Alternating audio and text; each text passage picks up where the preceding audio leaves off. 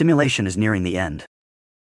I think this simulation is drawing to a close, though I want to clarify that I'm not basing this feeling on a single evento. That recent shooting, tragic as it was, felt more like the cherry on top of a long-standing global order rather than the main catalyst. It's almost as if we've been spiraling downward for a while, tied up in greed, power struggles, and a stubborn refusal to follow genuine leadership. Now, whether this downward trajectory is truly an ending or just a pivot point in a much larger cosmic timeline is something I can't definitively say, but my gut tells me that something is shifting, that some culminating point is on the horizon. I also want to make it clear that when I speak of endings, I'm not claiming to know precisely how or when they'll occur. The universe, or multiverse, or however you want to define it, is vast beyond our comprehension. We could be looking at another 5,000 years, or maybe it's already happening in ways we can't fully perceive. Ending doesn't have to mean a sudden cataclysmic event. It could be more like a graceful fade-out, one reality dissolving into another, almost the way you move from sleep to wakefulness, or from one dream to the next. That's the thing about the idea of a simulation. It expands the possibilities of what an end might look like, and end might not even be the right word. My understanding is that we are in just one of infinite versions of a grand simulation. Sometimes, I imagine reality as a dense forest, each simulation a different tree, each tree riddled with branches, timelines, possibilities, entire worlds. In one version, human beings emerged, flourished for a while, and then perished, largely because of their own short-sightedness. Greed and the inability to rally around meaningful leadership seem to be common themes in our history, from ancient empires to modern time. It's like a fatal flaw that runs through our collective psyche. Meanwhile, there are countless other simulations that don't include Earth at all, where the parameters for life, if life is even the correct term, are entirely unrecognizable to us. Maybe in some of those simulations there's a more harmonious outcome. Maybe others never had a planet-based civilization, or even a concept of time we'd recognize. Because these alternate realities could be so different,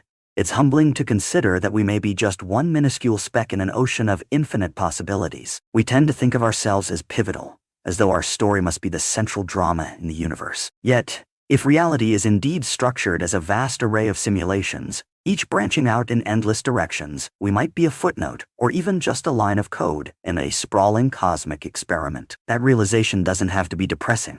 It can actually be liberating. If we're not the be-all and end-all, maybe that frees us from some sense of inflated importance and gives us room to explore, question, and evolve. We don't have to carry the entire cosmos on our shoulders. We're part of a tapestry so immense it defies comprehension. Sometimes I wonder if anyone can snap out of this simulation, the way you might abruptly wake from a dream. It's the classic philosophical question. Could there be some radical shift in consciousness where we suddenly see reality for what it truly is? And if we did, what would that look like? Would it be an instant dissolution of the physical world around us? Or would it be more like peeling back layers of a painting until you see the canvas underneath? On occasion, I've had moments of eerie clarity, glitches in the matrix, if you will, when the world seems strangely malleable or too perfectly orchestrated to be random. But those moments are fleeting. Before I know it, I'm back to my ordinary perceptions, worried about rent, daily news, and whether I need to buy groceries. The truth is, I'm not saying I know anything for certain. I'm not religious, and I don't claim to have special insight. If anything, I'm just a curious mind trying to piece together the puzzle from fragments of intuition and observation. This is one of many possibilities. Non-discrete, infinite possibilities, to be precise. In fact, it's hard to talk about the concept of infinity without resorting to paradox. To say infinite suggests there is no beginning or end, but at the same time, we speak of certain points as if they are terminal. Maybe that contradiction is built into the very structure of our understanding. Or maybe language simply isn't equipped to handle concepts like this with complete accuracy. When I say I believe there are infinite simulations and that ours is approaching some kind of conclusion, I don't necessarily mean apocalypse or doomsday. I envision the end as something subtler.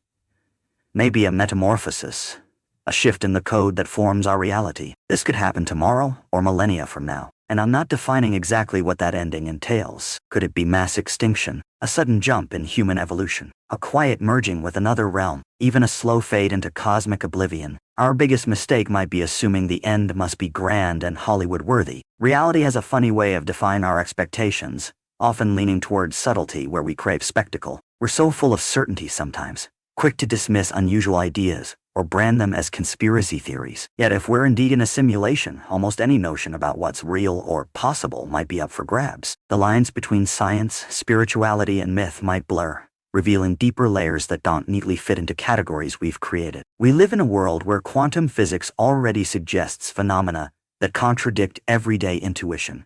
Particles that exist in multiple states, entangled pairs that share information instantaneously, wave-particle dualities, and so on. If the fundamental building blocks of our universe behave so bizarrely, why would the overarching framework be bizarre as well? In many ways, the presence of anger or resistance in discussions about this topic is understandable. Talking about the potential end of a reality, one we've invested so much in, can spark fear, denial, or outright hostility. Nobody wants to think that everything they fought for, loved, or built might be ephemeral, subject to deletion or transformation by forces beyond our control. But if you're not comfortable with these ideas, there's no obligation to engage with them. Everyone has their own threshold for existential wonder or dread. Personally, I find it invigorating to consider these possibilities, even if they're unsettling. It's like mental skydiving.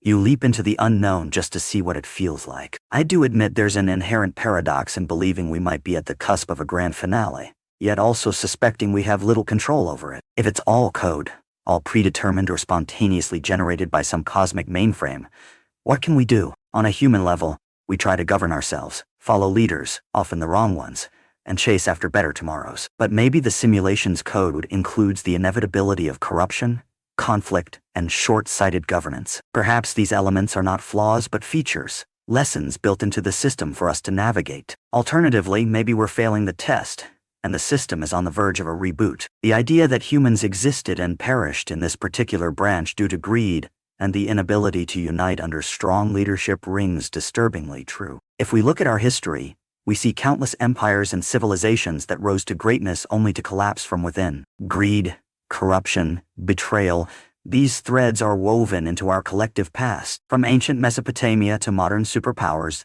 the pattern repeats. Perhaps in a parallel simulation we overcame those pitfalls and achieved a golden age of equitable governance and sustainable living. In that reality, war, poverty, and environmental destruction might be relics of a barbaric past. But here, in this version, we're still grappling with primal impulses, advanced technology, and the reckless quest for dominance. Now, consider the possibility that we are just one simulation among many that doesn't even feature Earth. If we took away Earth, humanity, and everything we know, that leaves an inconceivable range of other conditions. Can we even fathom existence without time, space, or recognizable matter? What if some simulations are purely energetic or fundamentally based on consciousness alone? It's fascinating to think that somewhere, in another version of existence, what we call a day doesn't mean anything because there's no sun, no planet, no concept of diurnal rhythm.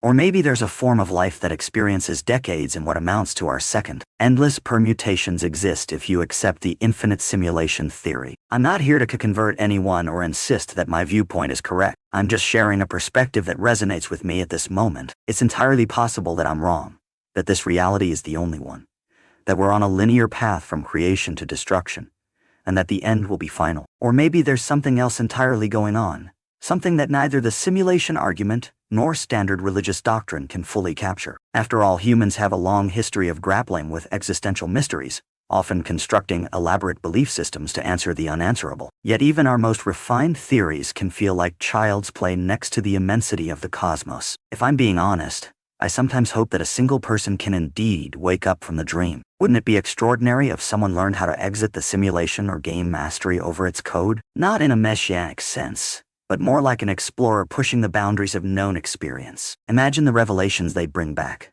the perspective shifts they'd offer. We have stories and myths about enlightened beings, prophets, or advanced spiritual masters who seem to operate on a higher plane of understanding. Could they be the ones who have caught glimpses of the underlying architecture? Or are they just especially attuned to the illusions we all live under? Another angle is that maybe the entire community of consciousness within this simulation has the potential for collective awakening. If enough of us realize we're in a simulation, would that trigger a shift in the coding? Could the end of the simulation be more of a mass transcendence than a catastrophic meltdown? There's a certain poetry in imagining that, rather than going out in flames, we dissolve into a higher state of awareness, a cosmic graduation of sorts. Then again, that might just be wishful thinking. History suggests humanity doesn't often unite in peace and love unless there's a dire threat forcing us to cooperate. Even then, our unity can be short-lived. I admit, sometimes I do sense a closing-in feeling,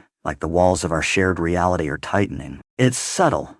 Maybe it's the barrage of global crises, or perhaps it's just me interpreting headlines through a specific lens. But from pandemics to social unrest, from climate change to mass shootings, it often feels like we're barreling towards something. The older generation saw plenty of turmoil in their time too, but it's the speed of our modern chaos that strikes me. Information flows so quickly that events in one corner of the globe instantly reverberate everywhere else. The pace feels unsustainable, as though the simulation is accelerating toward a critical juncture. And yet, each day life goes on. We still have families, jobs, entertainment, and mundane routines. People are still falling in love, raising children, and planning for a future that might not be guaranteed. That's the paradox of living in an uncertain reality.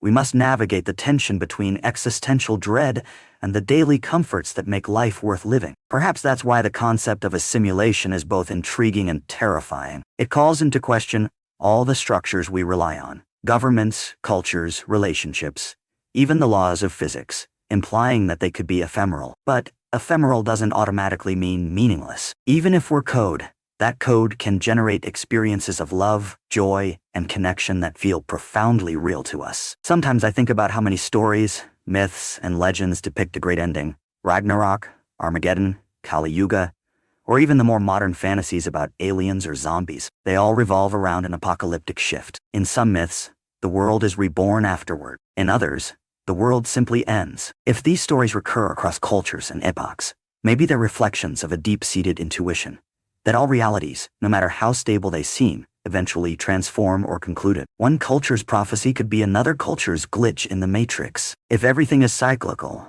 the concept of finality might be an illusion.